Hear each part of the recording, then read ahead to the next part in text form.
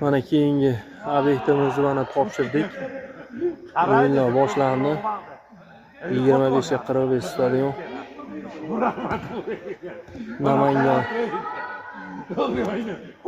Namangan shahrida bo'lgan buni.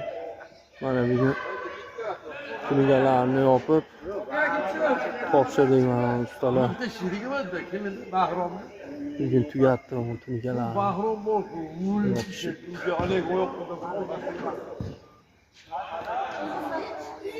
Shunaqa xizmatlar kimga kerak bo'lsa ekrandagi nomerlarga telefon qilaverasizlar.